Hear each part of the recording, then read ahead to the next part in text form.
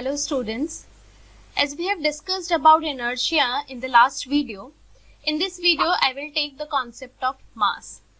So before that, let us revise what we have discussed in last video.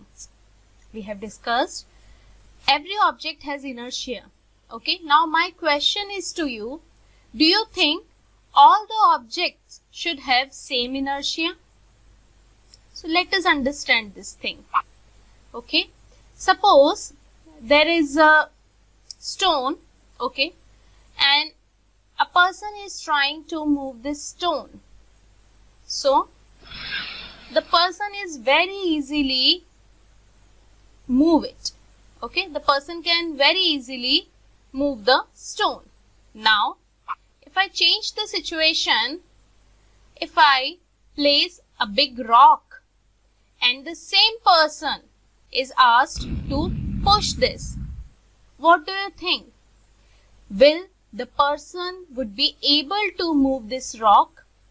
Because say सारे objects inertia show करते हैं, चाहे वो small stone हो या फिर एक रॉक हो. ओके, तो क्या लगता है आपको कि क्या इनर्शिया स्मॉल स्टोन की या फिर एक बिग रॉक दोनों की सेम होनी चाहिए? I hope now you have got the answer. The answer is no, because inertia depends on mass. So in this case, less mass, less inertia means the small piece of stone will show less inertia. Okay, तो ये जो है मतलब एक कम oppose करेगा. इस ये जो छोटा स्टोन है इसकी जिद क्या है? छोटी है. But in this case there is big rock. Okay, मास बहुत ज्यादा है तो इनर्शिया भी क्या होगा?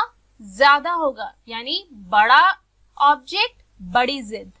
क्लियर? तो आई होप कि ये कॉन्सेप्ट आपको क्लियर होगा. तो what I can conclude here,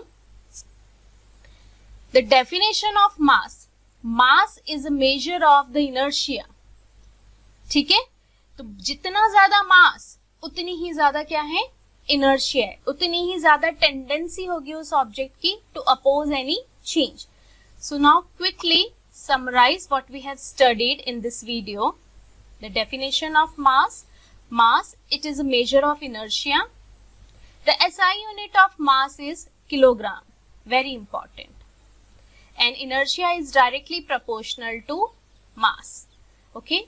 So I hope student, now the concept, the relationship between mass and inertia is clear to you.